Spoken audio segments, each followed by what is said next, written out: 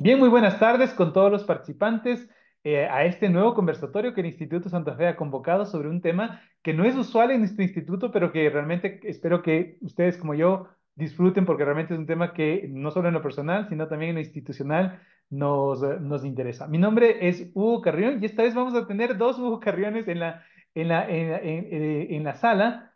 Para mí realmente es un gusto y un honor invitar a mi tocayo y homónimo Hugo Daniel Carrión. Un poco en la preparación de este webinar le decía a Hugo, yo le conocí a él ya desde hace unos 20 años porque además es él un reconocido abogado, especialista en derecho informático y es un tema que a mí, que he trabajado también durante estos últimos 20 años, así que tenemos una doble coincidencia para estar en esta tarde. El tema de hoy, como les decía, no es un tema muy cotidiano en el quehacer del Instituto Santa Fe, porque el instituto se trabaja más en la capacitación de temas tecnológicos. Sin embargo, a partir de la pandemia, nos ha preocupado muchísimo la cantidad de sucesos o la cantidad de requerimientos respecto a otro tipo de capacitación que tiene que ver con la de la salud emocional. Y en este sentido, les voy a confesar, ha sido más bien un interés un tanto personal mío por ir buscando e indagando temas que tienen que ver con la salud personal que es fundamental para estar activos, para estar bien, para estar en armonía con la naturaleza y con nuestros cuerpos. Así que en base a una dieta que no fue muy voluntaria, mi médico de cabecera me obligó hacer una dieta. He indagado un poco y me ha sorprendido muy gratamente estudiar un poquito, no soy un experto desde luego, pero he indagado un poquito respecto a lo que es el veganismo. Todavía tengo muchas dudas, así que lo que hicimos fue llamar a los expertos y yo tengo el honor de contar con la presencia de Hugo Daniel Carrión.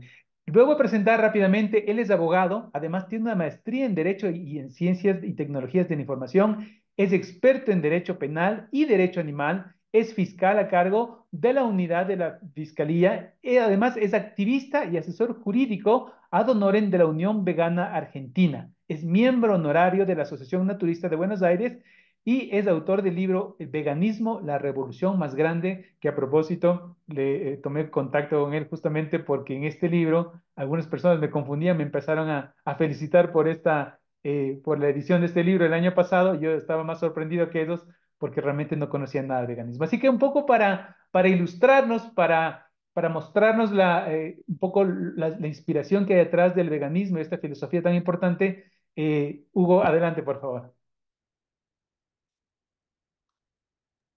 Hola Hugo, ¿qué tal, tocayo? ¿Cómo estás? Bueno, gracias por esta invitación.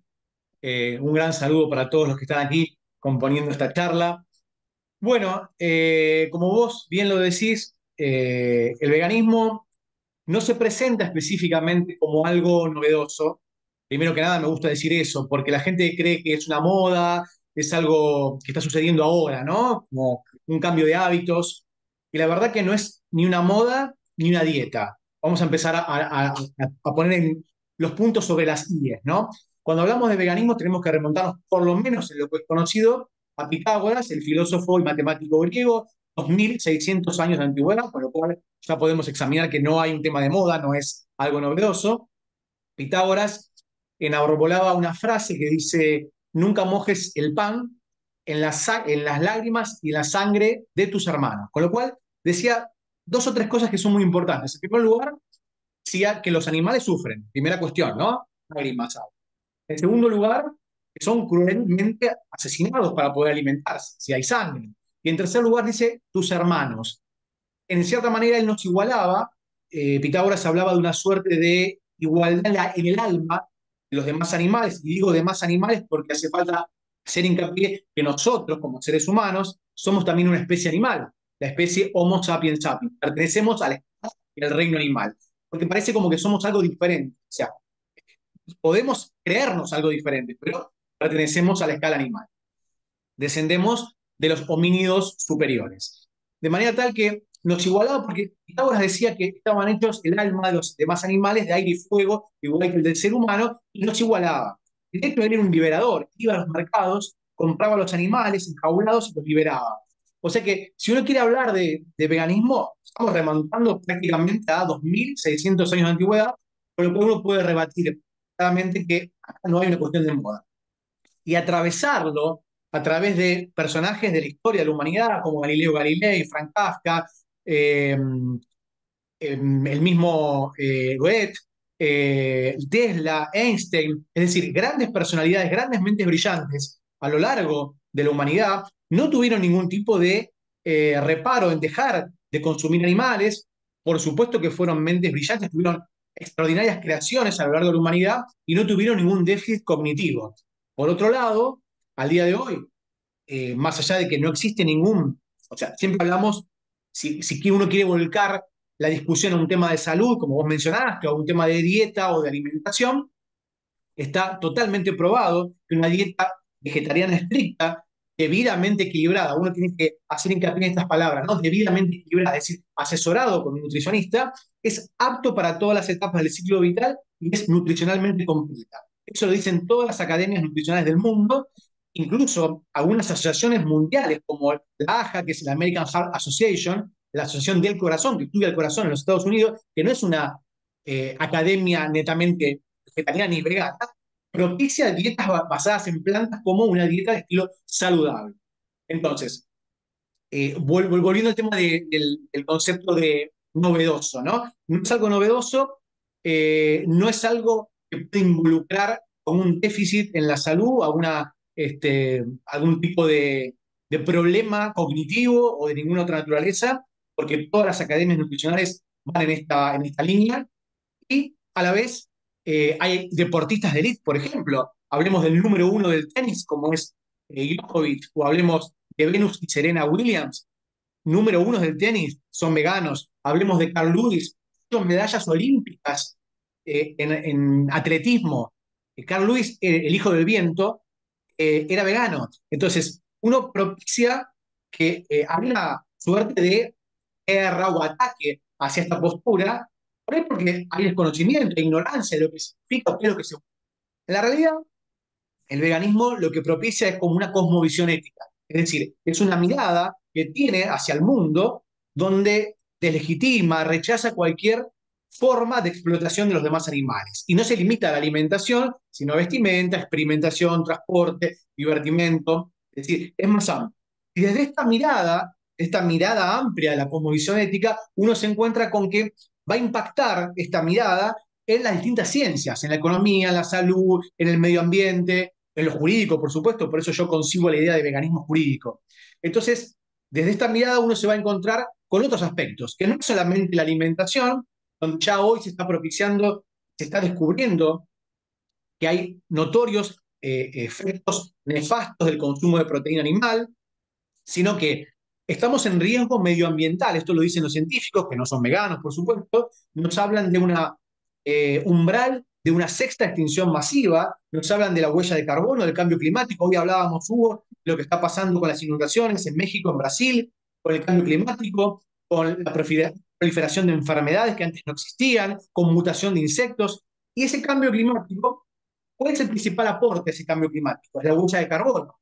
Y entre un 26 y un 33% del aporte de la huella de carbono lo produce la cría intensiva de ganado. Entonces, estamos utilizando el 70% de las tierras cultivadas para dar de comer animales. Estos animales, que luego son obviamente producidos como recursos para dar de comer, ¿sabes cuántas personas en el mundo se alimentan de esa producción? Un 10%. O sea que hay también una notoria desigualdad a la hora de distribuir los recursos en el planeta. Y la FAO, que es la Agencia para la Agricultura y la Alimentación de los Estados Unidos, de las Naciones Unidas, que no es un organismo vegano, en el documento La larga sombra del ganado dice que para producir un kilo de carne se necesita 15.000 litros de agua y 28 kilos de granos. Y que si uno pudiera volcar esos 28 kilos de grano en alimentación humana, revertir la cocción, se podría dar de comer a la totalidad de la población de la Tierra 2 veces. Entonces, cuando uno empieza a analizar estos conceptos, el veganismo impacta en la distribución de la riqueza, impacta en la salud, impacta en la economía, y por supuesto lo que nosotros buscamos como visión ética es acabar con la explotación animal, ¿no? Entonces, quería un poco estar en claro como anticipándolo, que no es algo, ni es una dieta, ni es una moda, ni tampoco es algo que se ciñe estrictamente al consumo de determinados productos, ¿no? Es una visión un poco más abarcativa. Excelente. Yo con eso me has abierto ya de entrada mucho los ojos. En primer lugar, ha sido un paso para mí que además agradecerle a Pitágoras su teorema, ¿no es cierto?, de Pitágoras. Hay que agradecerle también que era un digamos, estricto vegano y que su fundamentación ética de alguna manera tenía que ver con el sufrimiento de los animales. Y ahí mi primera reflexión es la siguiente. A mí me parece adecuado, siendo compañeros, digamos, del reino animal, ¿no es cierto? Creo que nuestra ética, nuestros valores no nos permiten, o nos obligan a ser de alguna manera incluso compasivos. Esto, por ejemplo, hay una evolución muy grande respecto a los derechos de los animales. En el Ecuador, no sé si pasa lo mismo en Argentina, cada vez son más las definiciones o incorporaciones de delito contra los animales. Por ejemplo, recién nomás hubo un caso que se documentó de un dueño de un perro, ¿no es cierto?, que le maltrataba, los vecinos documentaron y le denunciaron e incluso me parece que tenía, bueno, se le cobró una multa, se levantó una infracción y todo lo más, lo que no ocurría hace algún tiempo. Ahora yo pregunto, ¿por qué hay esa especie de doble moral en donde nos escandaliza mucho, que está muy bien por un lado, que a un perro, a una mascota, ¿no es cierto? Que incluso yo diría que se ha llegado incluso como a humanizar este tipo de animales de compañía, que está muy bien, a mí me encantan los perros, y hay ese tipo de legislación muy estricta, pero nadie dice nada respecto a lo que dices. Tú dices, ¿no es cierto? Esa cantidad enorme de animales también, con los mismos derechos, yo supongo, pero que sirven para alimentar lo que tú decías, incluso una élite, ¿verdad? Y entonces estas industrias ganaderas seguramente les interesa mantener el status quo respecto a esto. Hay muchos que argumentan, porque algo que me sorprendió es que hubo muchos comentarios cuando hacíamos la invitación a este seminario. Muchos argumentan, Hugo, y esta es la primera consulta otra consulta que te hago, decían, Dios hizo el mundo para la explotación del hombre y puso los animales para que comamos a los animales más o menos. Y me parece que es una reflexión un poco forzada. No pensamos lo mismo de los perros o los gatos, bueno, depende de la cultura, pero en general no. ¿Por qué hay esta especie de doble moral? Yo creo que ahí vamos introduciendo ya un tema ético bastante fuerte. Bien, en primer lugar, lo que vos mencionás, esto de que nosotros consideramos, en términos generales, la gente ama a los perros, gatos, caballos, loros. Es más, los consideran sus hijos, forman parte de lo que se conoce hoy en derecho como familia interespecie o multiespecie. Y se produce esto. Con una mano acariciamos a ese animal que integra nuestra familia, que lo consideramos un hermano, un hijo, y con la otra nos comemos el cuerpo de otro animal. Para poder responder a esto, esto se llama disonancia cognitiva en psicología, que es donde digamos, la conciencia se desdobla en dos partes y en un caso uno puede ver a un animal como una integrante de la familia y por el otro lado lo ve como un recurso, un objeto de consumo. Ahora, yo tengo que recurrir, porque yo no puedo hablar de lo que yo siento, tengo que hablar de lo que dice la ciencia. Tengo que recurrir a tres declaraciones que son muy importantes para responder a esto. Lo tengo que desarrollar, es un poquito largo, pero les va a cerrar la idea desde el punto de vista científico para que vean que uno fundamenta, los argumentos son varios. Bien, en primer lugar, hay que recurrir a la primera declaración de conciencia de Cambridge, que se hizo el 7 de julio del año 2012, obviamente en la Universidad de Cambridge, donde los más prestigiosos biólogos y neurocientíficos del mundo se reunieron y hicieron un taller.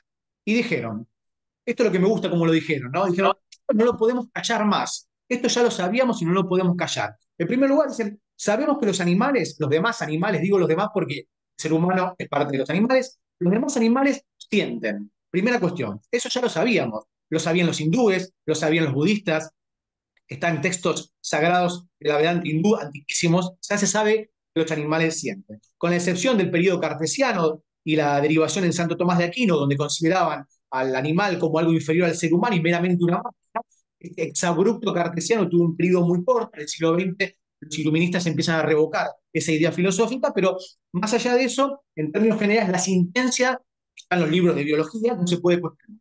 Pero lo interesante de la Declaración de Conciencia de Cambridge, estos neurobiólogos dicen, no solo sienten, sino que pueden exhibir estados de conciencia. ¿Qué quiere decir esto? Que el animal no solo se reconoce a sí mismo, sino que se identifica como algo diferente al resto del mundo, que puede percibir las experiencias de vida como algo positivo o negativo, es decir, tiene experiencias de valor o de disvalor, sufre o siente placer. Esto lo dijo para todos los animales. Es más, yo le pregunté a Philip Lowe, que es el redactor de conciencia, de la Declaración de Conciencia, que es el CEO de Neuralink, que es un famoso neurobiólogo canadiense, le pregunté específicamente, cuando ustedes dicen mamíferos, pájaros, ¿qué otros animales más? ¿Qué otros animales? ¿A qué se refieren? Dijo, todos los peces y todos los insectos tienen sintiencia y conciencia. Yo dije, bueno, esta fue la primera declaración. Irrumpe en la ciencia, es algo que lo pueden documentar, lo pueden buscar en cualquier parte.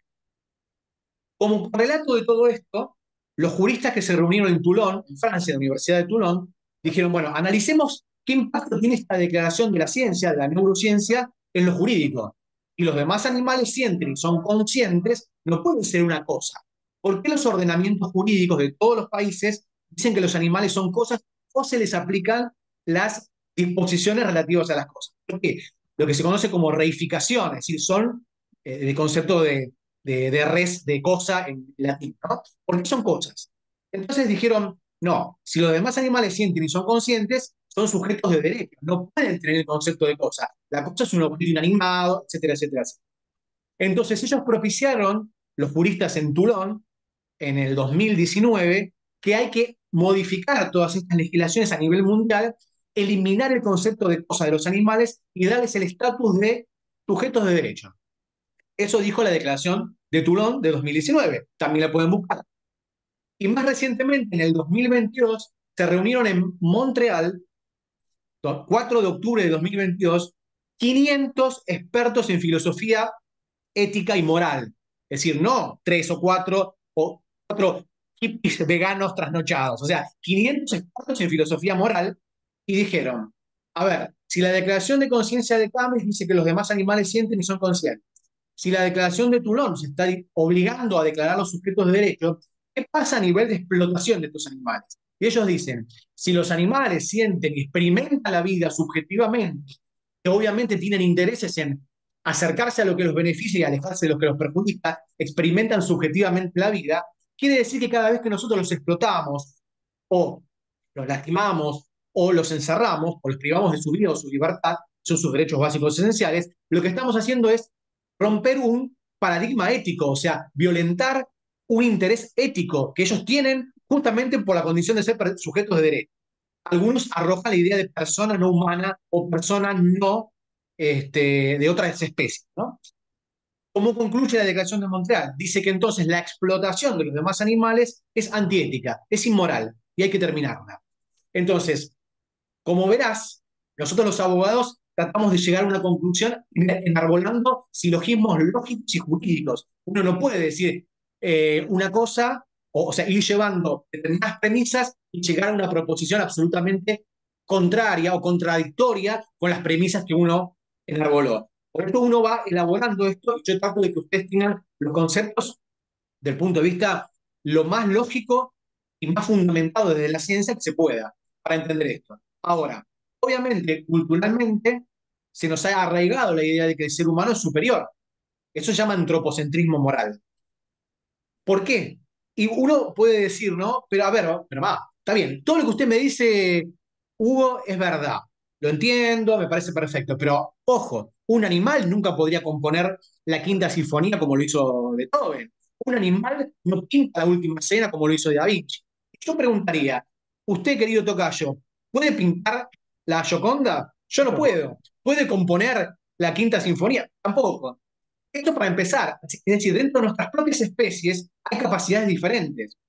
Y fíjate que frente a este argumento que se hace capacitista, es decir, la capacidad es lo que marcaría los derechos, nosotros en nuestra propia especie tenemos personas con capacidades disminuidas, debilitadas, oligofrénicos, esquizofrénicos, infantes, personas que obviamente no pueden discernir entre el bien y el mal, y sin embargo no dudamos en otorgarles derechos subjetivos, porque son personas. Entonces, jurídicamente y lógicamente no hay ningún obstáculo para reconocer el concepto de persona no humana o persona de otra especie, la personalidad jurídica, el sujeto de derecho a los demás animales. No van a ejercer esos derechos en forma personal, como tampoco lo hacen las personas discapacitadas, lo ejercen por representación, tienen un tutor, un curador, obviamente esa es la forma, y tampoco va a haber la idea de que reconocer qué derechos. Es decir, nosotros no queremos que los demás animales, desde el punto de vista de los derechos animales, que tengan derecho al voto, derecho a casarse o ir a estudiar. No está en su naturaleza. Los únicos derechos subjetivos esenciales que tienen son vida, libertad, integridad y dignidad.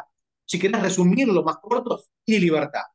Entonces, lo que se brega desde ese lado, jurídicamente, es otorgar esta idea de que tienen estos derechos subjetivos de no interferencia. Ahora, yo te hago un juego para proponer.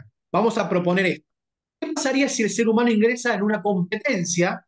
Fíjate esta competencia. en la que no, a nosotros nos gusta siempre mostrar que somos superiores en lo que se nos hace fuerte. Y utilizamos los caballitos de batalla, los genios de la humanidad, la teoría de la relatividad, Beethoven, Mozart, Da Vinci. Pero ¿qué pasaría si ingresáramos en una competencia donde se juzgaría nado, velocidad, olfato, vuelo, Oh, velocidad, fuerza? ¿Cómo claro, saldría el ser humano respecto a los demás animales? muy Último, muy mal, claro. muy mal parado. Entonces, esto de que somos superiores, ¿superiores en qué? O sea, habría que verlo también, ¿no? Entonces, es muy interesante, volviendo a tu punta, la disonancia cognitiva, que culturalmente se nos ha arraigado esta premisa de que el ser humano es superior, de que necesitamos, porque es natural, normal y necesario, consumir animales para estar sanos, lo cual ya está demostrado por la ciencia que no es cierto. Y de punto de vista religioso, ahora me voy a meter en un tema bastante escabroso, si el veganismo es disruptivo, esto es más disruptivo todavía. Una vez, Hugo, me dijeron, yo doy una conferencia que se llama Los animales en la filosofía, la historia y la religión.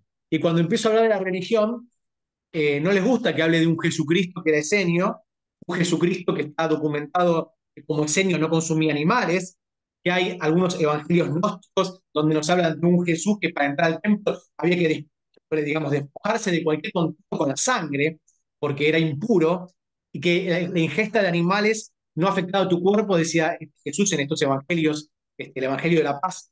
Fue encontrado en las cavernas de Qumran allá por 1947, 1948, son los evangelios del Mar Muerto, y ahí está probado que son de año 1 o 2 después de Cristo, seguidores de él, donde te muestran otro Jesucristo más comprometido con la naturaleza y demás.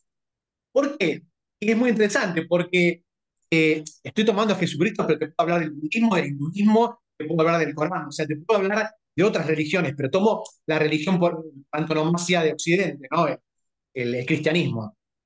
Y qué curioso que en el concilio de Nicea, con Constantino a la cabeza, es el que define la divinidad de Jesús y que dice qué cosas entran en la viña y qué no. Constantino era un amante de las orgías, del vino y de la carne. Obviamente no iba a prescindir de estos elementos dentro de esa Biblia que se iba a redactar. Pero la verdad es que hay muchas, digamos, evidencias científicas y antropológicas donde nos muestran incluso que en la última cena no se consumió cordero ni nada de lo que se dijo. Era panásimo, vino y unos platos judíos, esenios, el cholén, pasta de aceituna y algunos platos dulces, que fue el objeto de la última cena. Y el propio Jesucristo, ese arrebato que tiene de violencia, que vos recordarás que en la Biblia se comenta que en los mercaderes rompe y se hicieron un nido de comerciantes, el templo de mi padre, ¿no? Y empuja a todos los... ¿Qué había ahí? Vos sabés que en ese entonces lo que había eran animales enjaulados. De hecho, en las películas que vemos, Rey de Reyes y O en demás, las había Biblias animales enjaulados. ilustradas. Claro, esos animales enjaulados eran una suerte de pensamiento mágico, porque se tomaba ese animal en la Pascua, se lo sacrificaba, y cuanto más grande el animal y más sangre derramaba, más era el favor de la deidad. Entonces Jesucristo cuando ve esto, pide misericordia y se enoja. Y este acto de rebeldía lo hace frente al matadero más grande de Palestina. Entonces, el propio Monseñor Canciani, que fue un monseñor que gozó del prestigio del Papa Pío XIII, en su libro El Arca de Noé, él siendo un monseñor, un cardenal de la Iglesia Católica, él fundamenta que todas las grandes comunidades eh, cristianas de principio, segundo, tercero, hasta el quinto siglo después digamos, contado de la desaparición de Jesús, ¿no? De su ascensión para que él cree, ¿no? O la forma que lo quieras tomar, del año cero en adelante, benedictinos, cartujos, franciscanos, todos tenían absolutamente el consumo de animales. El propio San Francisco de Asís, llamado el Segundo Cristo, decía, los animales son mis amigos, no me consumo, no consumo, no mato a mis amigos, no me como a mis amigos. Entonces, la religión es todo un tema, es disruptivo, y no veo ninguna colisión en decir esto. Fíjate, te voy a decir algo más. En el Génesis 1, 20, 28, donde se le habría dado a Adán el dominio sobre la tierra y sobre todas las especies, en realidad hoy se está analizando que ese concepto en el hebreo clásico en realidad dice no es dominio, sino es señorío, custodia o protección. Es decir, yo como padre protejo la creación y no me voy a comer a mis hijos. Bueno, un poco pasa por ese lado, la interpretación de un texto que obviamente es altamente simbólico y esotérico. Y los propios mandamientos que le habría sido dado desde Dios a Moisés, el mandamiento base, no matarás, que en el hebreo clásico se denomina lot zach. Esa frase, para el hebreo clásico, cito al doctor Rubén Alcalá, un lingüista impresionante, y que hizo la redacción del hebreo al inglés, dice que lo trisax, no matarás, es no admite ninguna clase de matanza, no dice no matarás seres humanos. O sea, ojo con las interpretaciones y cómo adecuamos los dogmas a las creencias de cada uno. Es interesantísimo. Excelente, Espero que realmente. no me manden al infierno. No, excelente, porque realmente son aspectos que me parece que justamente topan temas muy profundos que, como tú dices, va más allá de la moda, porque claro, es visto esto como una moda, como tú ya un poco lo has rebatido, pero de alguna manera yo viviendo hasta cierto punto con buenos ojos que uno va en el avión ahora y hace selección. ¿Usted es vegano? ¿Quiere dieta especial vegano o no vegana? Insisto, todavía con ese aire como de novedad o uno va a un supermercado y encuentra un poco la dieta vegana. Entendemos de lo que tú nos explicas ahora, que esto parte de unas razones éticas, ¿no es cierto?, morales, y la consecuencia es, por tanto, que no solo que no consumes para la alimentación, sino que, por ejemplo, para el vestido, que es algo que conversaba con unos amigos y me decía, pero no hay que ser tan fundamentalista, me decía, entonces, ¿qué vamos a vestirnos? Pero yo digo, pero realmente no estamos ocupando, no sé, ropa, por ejemplo, entiendo que en países nórdicos está prohibido ya estos abrigos de piel de min o de marmota, o sea, ya se ve y es tan ofensivo como ver a alguien fumando en la actualidad. Sin embargo, por ejemplo, no sé, ropa de cuero, ¿no es cierto?, de vaca, de toro, etcétera, etcétera, res, todavía se ve, aunque muchas veces, para tristeza de algunos que les guste este tipo de textura, realmente son sintéticos, ¿no es cierto? Entonces tienen como la apariencia de tener esto, pero lo fundamental es que siendo consecuente con estos principios, tú no podrías, por ejemplo, vestir esto porque, como tú dices, es consecuencia del sufrimiento de otros animales, incluso podríamos decir de personas no humanas. Ahora, me hacían la misma pregunta y te traslado acá. A ver, yo puedo, yo puedo estar de acuerdo en que ni mi alimentación ni en general mi vestido debería ser consecuencia de este sufrimiento. Por tanto, diría yo, no puedo comerme a un ser viviente en este sentido. Hay otras formas de alimentarse. Pero, por ejemplo, me decían, cuando la vaca da leche, no estamos matando a la vaca. Seguramente no sabemos si sufre mucho. O si una gallina, por ejemplo, pone, o aves en general de corral, ponen un huevo. No están sufriendo, entre comillas. Entonces me decían, ¿por qué los veganos van al extremo que no se puede, por ejemplo, comer huevos, no se puede comer productos lácteos? Y claro, ahí me parece que no solo es el matar, y tú nos explicabas mejor, sino que tiene otras consecuencias alrededor quizás de esta producción masiva e industrial, un poco indiscriminada de estos productos. ¿Qué hay que decir al respecto ahí? Claro, uno cuando examina, por ejemplo, la historia de los hindúes, ¿no? Que vivía la familia en un lugar precario y tienen una vaca. La vaca, para los hindúes, por ejemplo, es la madre sagrada, porque puede alimentar a muchas personas. Pero formaba parte de la familia, no se la explotaba. Primero dejaba que alimentara a su ternero y después se alimentaba a la familia. Se podía hacer gui, se podía hacer un queso, una manteca o consumir la leche. Eso está lejos de ser lo que sucede al día de hoy.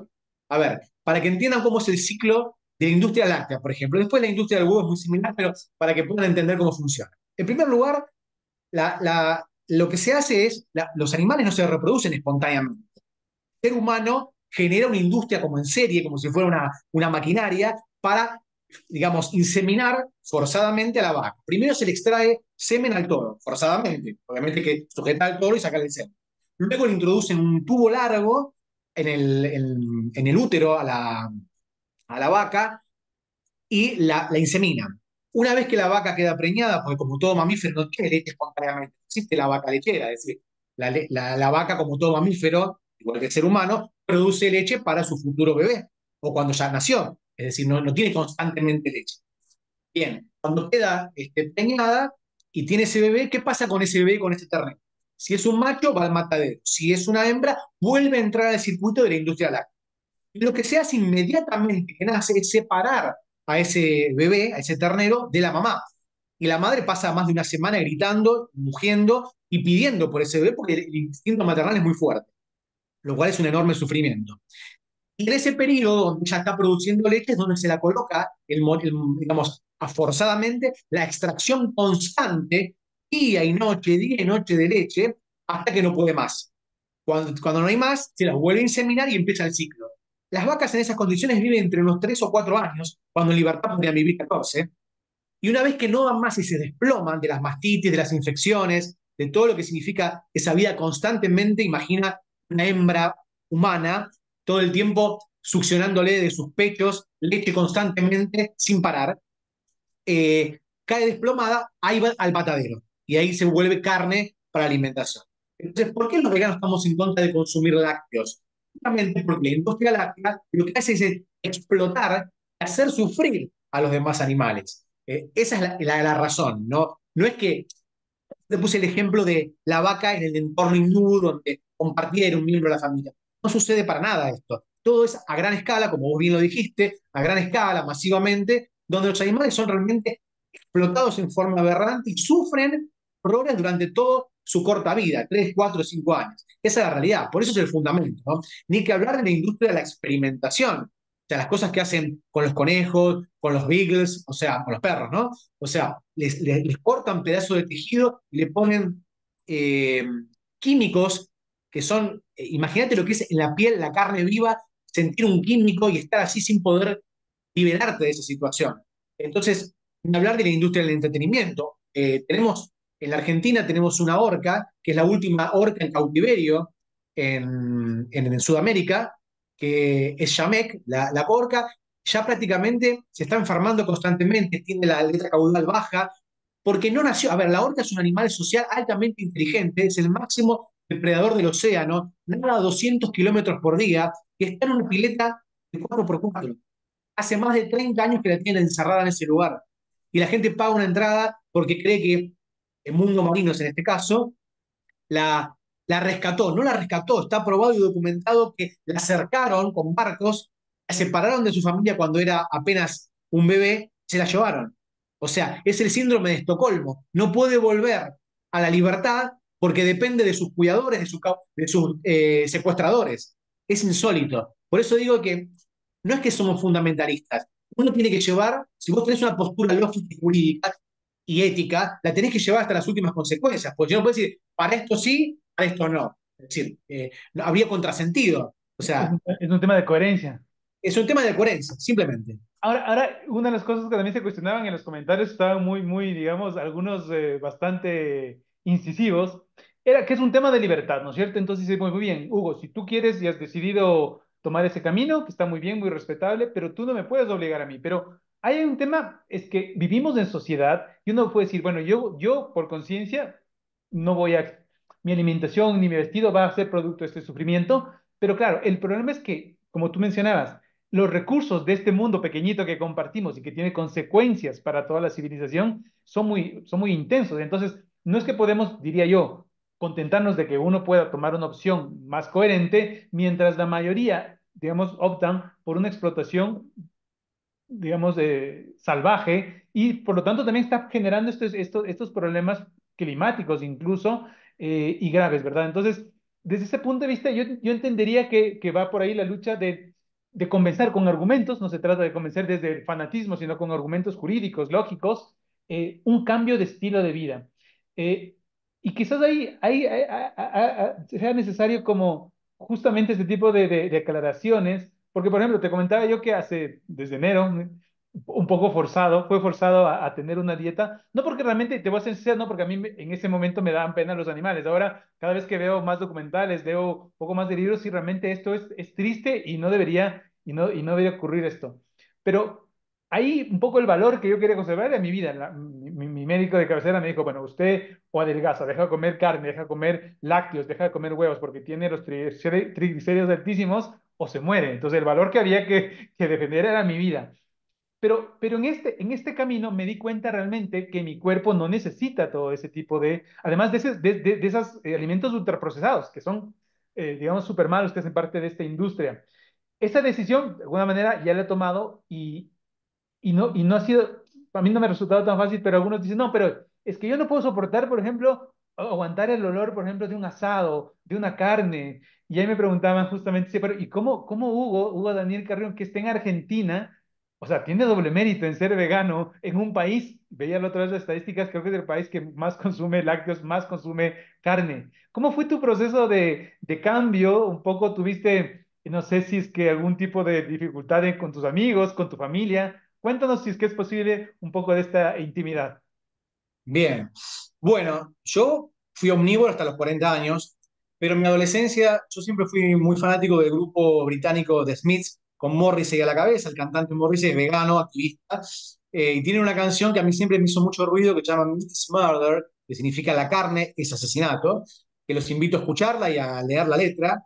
Y que él, bueno, justamente cuenta que ese pavo que uno festivamente corta en una fiesta es muerte, es asesinato. Esa carne que vos te comes en la hamburguesa es muerte, es asesinato. ¿Por qué es asesinato? Porque ese ser no dio su consentimiento para que me maten. O sea, no romanticemos la muerte. Es decir, el aborto no se pone ahí gustosamente para que le peguen un martillazo neumático en la cabeza y la degüellen viva y la corten en trozos mientras todavía está consciente.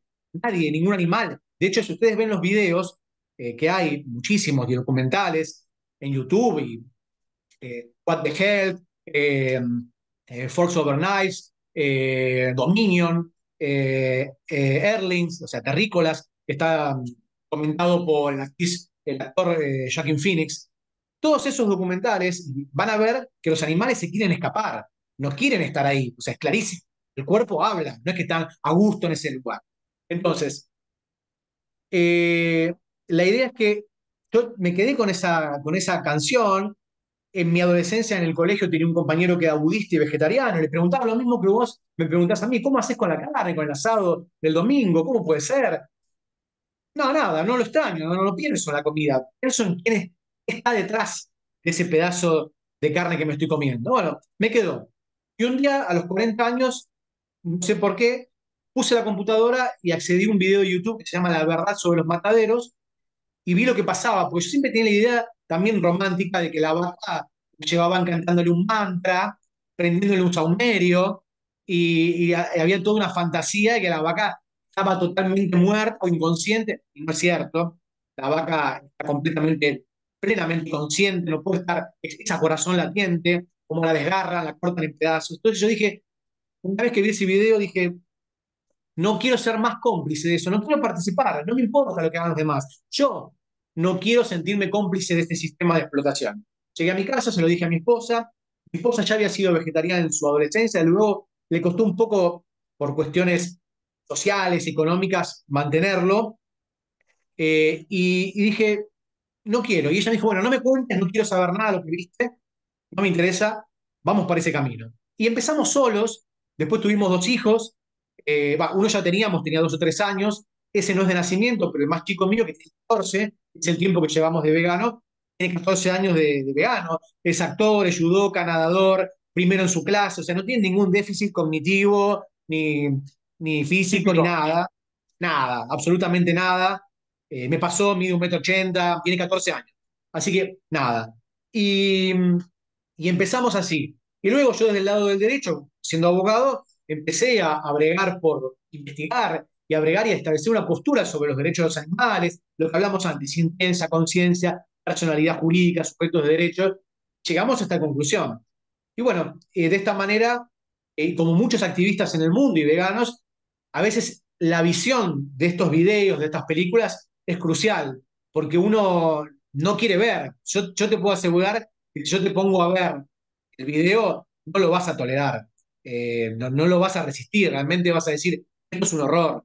¿Cómo puede ser que los animales tengan que pasar por esto para un pedazo de carne que me va a durar el gusto segundos en mi paladar y se va al estómago, cuando los nutrientes son los mismos y los puedes obtener en forma pacífica en multitud de alimentos? O sea, no es solamente, cuando vos empezás a analizar las dietas vegetarianas, te das cuenta que al final vos, como omnívoro o carnívoro, comés siempre lo mismo: churrasco con ensalada, churrasco con puré, churrasco con papa frita, churrasco con arroz. Cuando vos abrís a otra forma de alimentación más variada, que incluye frutas, verduras, semillas, legumbres, frutos secos, es decir, no es solamente cereales, por supuesto, todo eso combinado, debidamente equilibrado, te das cuenta que tenés un sinfín de alimentos, de colores, de nutrientes. Mira, para darte un ejemplo, yo sin ser médico, ¿no? Pero el cuerpo, para crecer la proteína, se basa, el eslabón de la proteína es el aminoácido.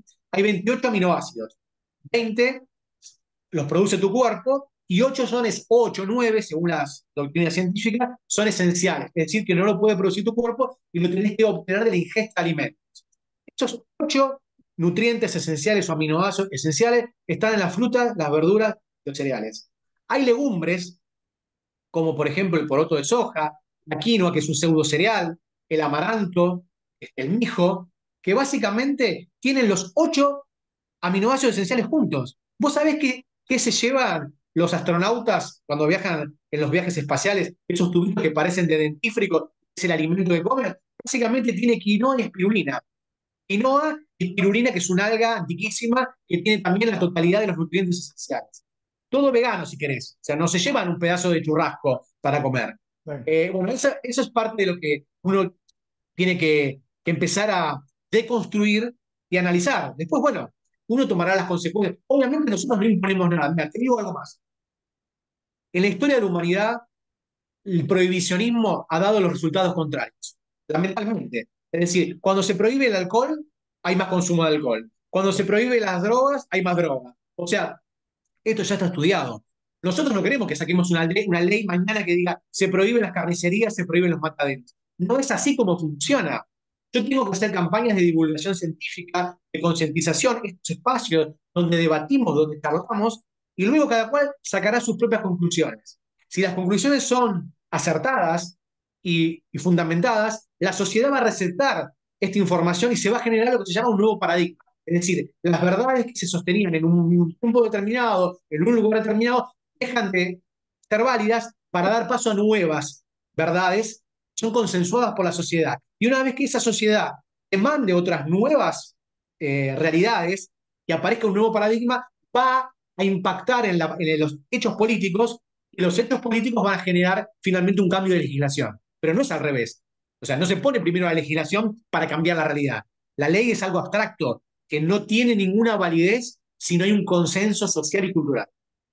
y bueno, aquí topas temas muy interesantes y además tiene que ver, creo yo, con cómo desarmar estas industrias. Es decir, ¿por qué ahora vivimos una sociedad de violencia, creo yo, aupadas por estas industrias, por ejemplo, armamentistas? Es decir, hay unas asociaciones de una industria que le interesa, por ejemplo, que el uso de las armas se mantenga y ojalá haya más guerras y que el común de las personas pueda ser violenta porque tiene un arma en su mano. Haciendo un poco la comparación con esto, digamos, hay muchos intereses alrededor de la alimentación, no les importa si es en base al sufrimiento, si es sana o poco sana, mejor dicho, y hay estas industrias de la carne, industrias de los lácteos, que justamente basadas en esta explotación antiética, además nos están enfermando. Alguien un poco en tono de broma y de modo sarcástico me decía, yo ya soy vegano, pero soy vegano a la fuerza.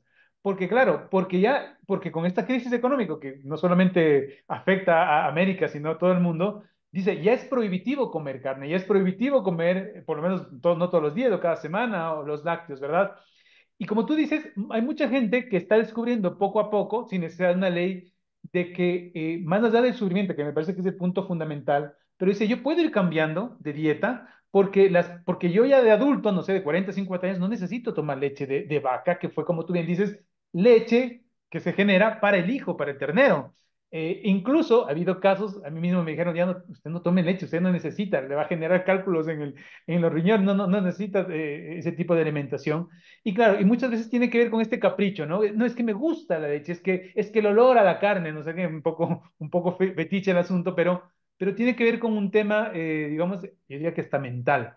Eh, Podemos y creo que tenemos el deber ético de encontrar el vivir y saludablemente, tener esa alimentación equilibrada que tú mencionas, de otras formas e incluso yo diría hasta más económica. Es decir, yo estoy seguro que las mismas proteínas que podemos sacarle, no sé, a 300 gramos de carne, lo podemos sacar como tú dices, del brejos, de la soja, de la soya, etcétera, etcétera. Entonces, creo que también hay como que nos falta un poquito más de creatividad y también no hacerles del juego estas industrias que por otro lado nos invaden con medios de comunicación diciéndonos lo delicioso que debe ser estos alimentos súper procesados. Yo creo que la lucha va por varias ¿cómo es? Aristas y a lo mejor es esto, porque como tú bien dices, tú pudiste avanzar en esto porque tuviste a tu esposa, a tu compañera, seguramente un grupo de amigos veganos que saben y comen lo que les gusta. A lo mejor uno va alejándose de los amigos menos veganos porque, o no sé, es más difícil, o por lo menos no se comparte la misma alimentación. Eso ha sido un problema. A veces siento, a mí me pasó en esta dieta que era un poco excluido porque decía, bueno, tú no te puedes invitar porque tú no comes, ¿no es cierto? Entonces, creo que también es como una recomposición social en donde, bueno, uno va juntándose con la gente que va también compartiendo estos ideales, estos pensamientos. ¿Cómo fue en tu caso respecto a tu círculo más cercano? Bueno, obviamente, como se dio la posibilidad de empezar a trabajar para Unión Vegana Argentina, hubo muchos amigos que se fueron generando, otros quedaron en el camino por la falta por ahí no hubo una pelea en absoluto, pero por ahí la sociabilidad que se produce en una reunión, es decir, no me iban a invitar porque sabían que yo no iba a ir en mi trabajo. En la fiscalía siempre a fin de año se hace una reunión y ya saben que yo no como nada de lo que hacen, entonces ni me invitan, o sea, pero está todo bien, o sea, yo los saludo, ellos me saludan, no hay ningún inconveniente. Antes yo iba mucho más a las reuniones, me llevaba mi comida, pero después dejé de participar porque me hacía mal ver como esa fiesta donde estaban esos animales ya cortados y todos riéndonos, y yo no lo disfrutaba. Pero hoy por hoy directamente se ha generado en mi entorno social un montón de amigos y conocidos que, bueno, obviamente comparten estas mismas vivencias y los mismos principios éticos que hacen que no tengamos el inconveniente. Pero bueno, de a poco uno muestra con el ejemplo, sin imposición.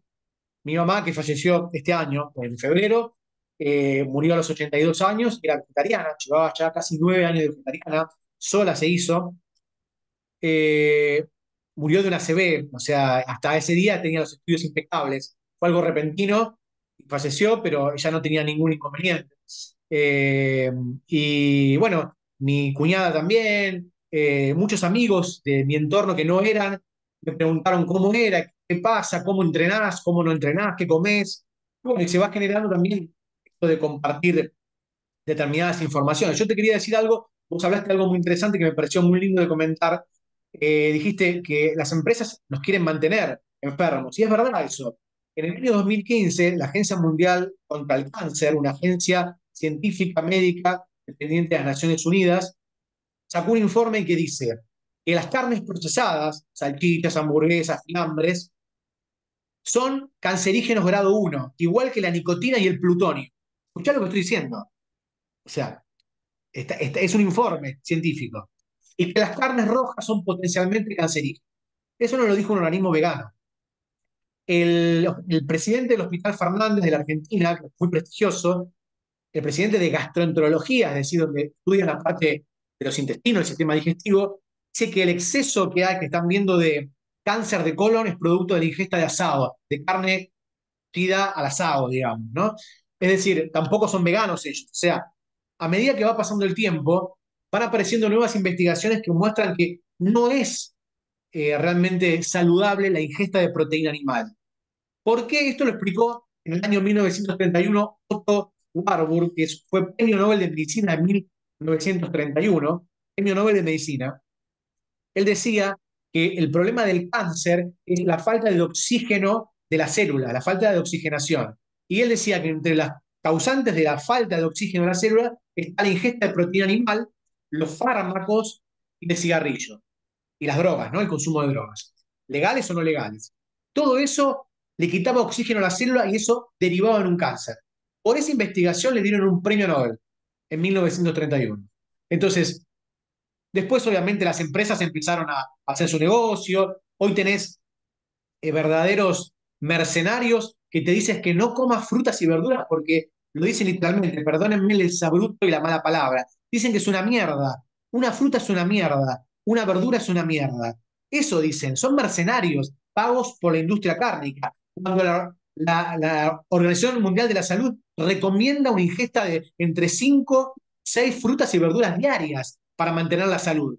Entonces, hay intereses en juego y obviamente no es casualidad que una de las empresas más grandes cárnicas del mundo, los mataderos o los Tyson, la empresa Tyson, es dueño o tiene acciones en Big Pharma, la empresa de mayor producción de medicamentos oncológicos del mundo. Entonces vos empezás a conectar, o sea, ingesta de proteína animal por un lado y por otro lado yo te vendo la droga para el tratamiento oncológico. Es decir, hay toda una conexión donde nos quieren mantener irremediablemente enfermos y nosotros tenemos que tomar, como vos lo hiciste, por salud. O sea, el eslogan sería, el veganismo es por los animales, por nuestra salud y por el planeta. Ese sería el eslogan. Entonces, vos tenés que tomar en tus manos tu salud, gestionarla y empezar a averiguar y no dejarte llevar de las narices por estas industrias que claramente lo que te están haciendo son negocios. Claro, y ayer veía un artículo en el País de España y decían que una investigación reciente mostraba que el 90% de los productos que se venden en un supermercado son ultraprocesados, y es un poco lo que decías, que son los que producen la mayor cantidad de enfermedades cardíacas, diabetes, etcétera, etcétera. Entonces, y claro, entonces es todo una industria, todo un sistema que nos mantiene obesos, que nos mantiene enfermos, que nos mantiene con riesgos de muerte. Así, me acordaba un poco lo que, contando tu experiencia, y bueno, como cuando se habla uno, cuando conversa uno de manera tan agradable, mira cómo va a pasar el tiempo, estamos a poquitos minutos de concluir con este conversatorio, pero me acordaba lo que tú compartías, que a veces es como ese video, ¿no? Que habías visto tú, ¿no? Como ese cambio que uno tiene. Yo recuerdo, no sé si pasa en Argentina, pero aquí en el Ecuador, cuando tú manejas o no manejas tan bien, te quitan puntos, ¿no? Entonces, hace Sí, unos sí, sí. años, cuando era más joven, manejaba más rápido y fui multado. Entonces, para poder recuperar los puntos, te ponían en un curso. El curso era muy Bueno, sencillo, porque no había ningún curso. Te sentaban y te ponían un video. Y era un video de 30 minutos de puros accidentes. O sea, era un poco trágico. Después de eso, bueno, a mí me duró más o menos unas 2 semanas, pero después de eso no querías manejar rápido porque decías, mira, vi 30 minutos de cómo manejando rápido te podías morir. Pero lo que quiero decir es que a veces esa sensibilización es importante. Y traigo a colación esto porque a propósito de este conversatorio que queríamos preparar, vi un documental en Netflix que se llama, creo que se llama Somos lo que comemos, sí. que es un tema de alimentación, pero hacen referencia a la parte vegana y muestran la industria. Veía con mi hija que tiene 21 años y se nos fue las lágrimas, se nos fue las lágrimas de ver, no pudimos ver de seguido por un poco lo que tú decías, o sea, los animales no van al matadero felices y contentos de que van a alimentar al rey de la naturaleza que es el ser humano. No, no, los animales no quieren morirse por nosotros, no quieren sufrir y sufren. Uno dice, no, pero es que son animales, no sufren, ¿cómo que no sufren? Lo que tú mencionabas, ¿no es cierto? Creo que sea por el camino que lleguemos a concientizar o acercarnos a esto, yo creo que es muy importante lo que tú mencionas. Bueno, uno puede ser un poco más egoísta y decir, bueno, yo quiero estar sano, pero también quiero que mis hermanos, humanos y no humanos, no sufran y que el planeta un poco dure por un poquito más para las futuras generaciones. No sé, Hugo, si quieres ir cerrando, quizás una última reflexión, algún consejo para las personas que estamos acercándonos un poco, estamos conociendo que vamos viendo mucha coherencia en la propuesta, que también recibimos muchas veces muchas burlas, ¿no es cierto? Que en cierto modo también hemos sido un poco apartados, de, bueno, tú como ya no comes esto, como ahora estás de dieta, seguramente ya te vas a hacer vegano. Claro, son cosas que hay que vencer, seguramente uno no va a acabarse el mundo por dejar de tener un amigo más omnívoro, más carnívoro, pero ¿qué nos contarías? ¿Qué nos puedes compartir de tu experiencia? Yo creo que cuando se hace la burla al vegetariano, al vegano, que es algo muy común, y se utilizan estas falacias que son recurrentes en contra del veganismo, la guerra contra el veganismo, en realidad no nos afecta a nosotros. La gente cree que se están burlando de nosotros. En realidad, cuando se están burlando del sufrimiento de los animales. Entonces, ojo con eso. O sea, no piensen que el bullying es directamente hacia nosotros. O sea, no nos interesa. O sea, yo no necesito que alguien me respete a mí. Yo necesito que respeten a los animales. O sea, la exposición es diferente, ¿no? Y obviamente la idea es nunca es imponer, como te dije al principio, la idea es investigar, investiguen, busquen, averigüen. Yo cité muchísimas fuentes, invoqué un montón de declaraciones, invoqué un montón de información, averigüen, busquen, no se queden con lo primero que escuchan, vean desde dónde proviene la información, si es libre, si es condicionada, si es paga por una industria en particular, y tomen y experimenten, ¿no? Porque yo les puedo decir, a nivel personal, tengo 54 años, entreno todos los días, voy al gimnasio, escribo libros, soy profesor, o sea, no tengo problemas cognitivos, o sea, yo lo probé en mí, me siento más feliz, y más feliz con mi coherencia, con mi conciencia, de que no, que puedo vivir sin participar de este sistema donde se matan, ustedes ya no saben las cifras, pero se matan 2.000 animales por segundo. Ni siquiera se miden ni por hora, ni por día, ni por segundo. 2.000 animales por segundo, sin contar fauna marina que se cuenta por toneladas. Entonces, yo creo que tienen que experimentar. Una vez que experimenten, hagan la prueba, van a ver que van a estar más en paz con ustedes mismos, con sus cuerpos y con el planeta.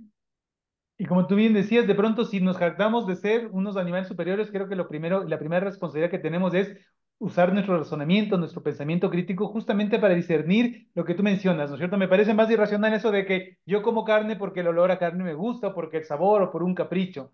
Entonces me parece que por ahí hay un trabajo fuerte que hacer. Y por otro lado, un poco por esa disonancia cognitiva, que por un lado humanizamos a los animales que parecen ser miembros de nuestra familia, que está muy bien por ese lado, pero por otro lado no tenemos ningún resquemor en asesinar a cientos de animales porque es mi gusto y porque a mí me gusta y porque los animales están en la naturaleza para ser explotados por el hombre. Me parece que hay una incoherencia.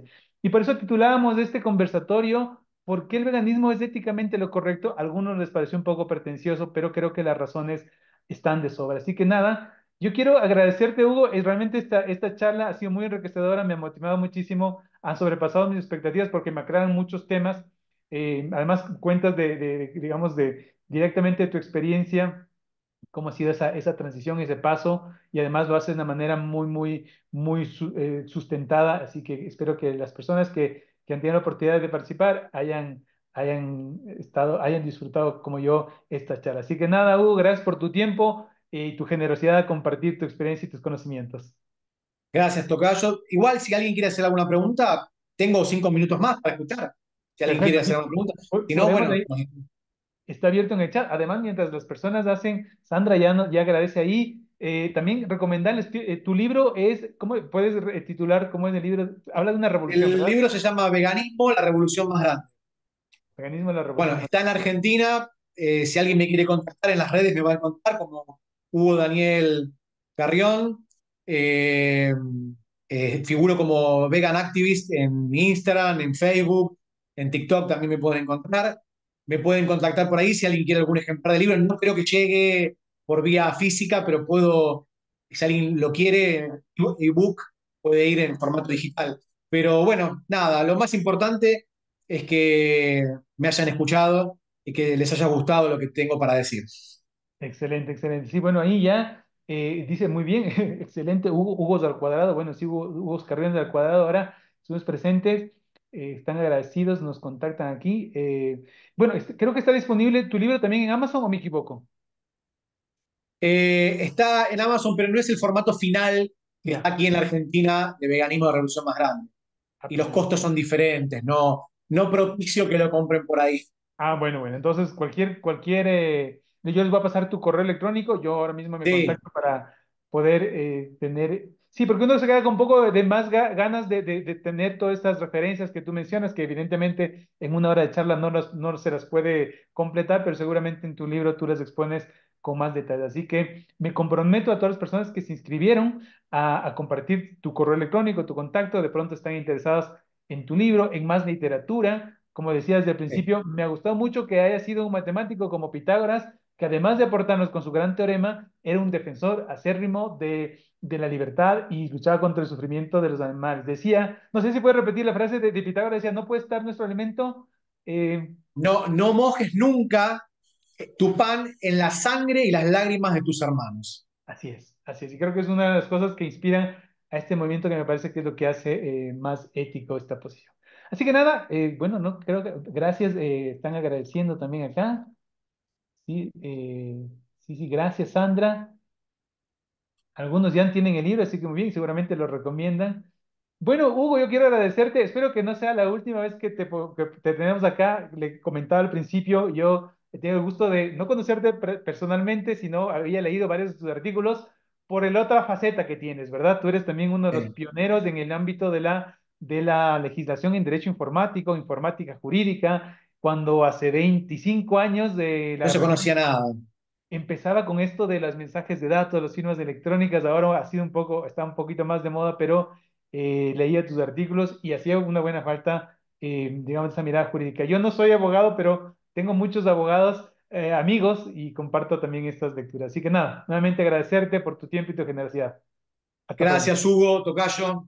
Gracias a todos. Hasta la próxima.